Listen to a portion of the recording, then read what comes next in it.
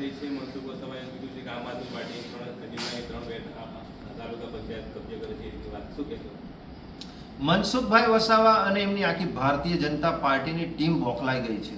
કેમ કે એમને ક્યાંક ને ક્યાંક લાગી રહ્યું છે કે આમ આદમી પાર્ટી નર્મદા જિલ્લામાં તાલુકા પંચાયત, જિલ્લા પંચાયત અને નગરપાલિકાઓ તો બનાવી જ રહી છે, પણ સાથે સાથે આખા ટ્રાઇબલ વિસ્તારમાં એ ઉમરગામથી અંબાજી હોય તમામ તાલુકા પંચાયતની, જિલ્લા પંચાયતની એ સીટો આવનારા દિવસોમાં બનાવવા જઈ રહી છે. એટલા માટે મનસુખભાઈ વસાવાએ અત્યારે 2-3 દિવસ પહેલા પ્રેસ કોન્ફરન્સ કરી અને એમના નેતાઓને વારંવાર ખખડાવતા આવ્યા છે. તમે સોશિયલ મીડિયામાં જોતા હશો, એમના કાર્યક્રમોમાં જતા હશો, એમને કોંગ્રેસથી ડર નથી, એમને આમ આદમી પાર્ટી અને ચૈતરભાઈનો ડર છે.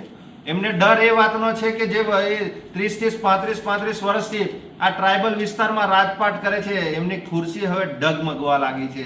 એમને ક્યાંક ને ક્યાંક ડર છે કે જિલ્લા પંચાયત, તાલુકા પંચાયત અમારા હાથમાંથી જાય છે.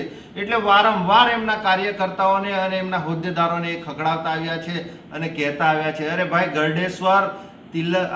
ગરડેશ્વર, તિલકવાડા, નાંદોદ, ચિકદા, ડેડિયાપાડા, સાગબારાની તમામ તાલુકા પંચાયતો આવનારા દિવસોમાં અમે કબજે કરી રહ્યા છે. ઝઘડિયા વિધાનસભા આખી જ અને એની સાથે ઉમરગામથી અંબાજીની તમામ આવનારા દિવસોમાં તમારી સાંસદની ખુરશી પણ અમે છીનવા જઈ રહ્યા છે. એટલે હજુ પણ તમારી પાસે સમય છે કે તમે પ્રજાના કામ કરો, પ્રજાના પ્રશ્નો છે એનું નિરાકરણ લાવો. જો તમે નહીં કરો ને તો ભારતીય જનતા પાર્ટીના સિમ્બોલથી ખાલી સાઈડ પર તમે સ્વયંભૂ લડીને જોજો, તો તમને અમે બતાવશું કે ચૈતર વસાવા અને નિરંજન વસાવા એમની ટીમ શું છે.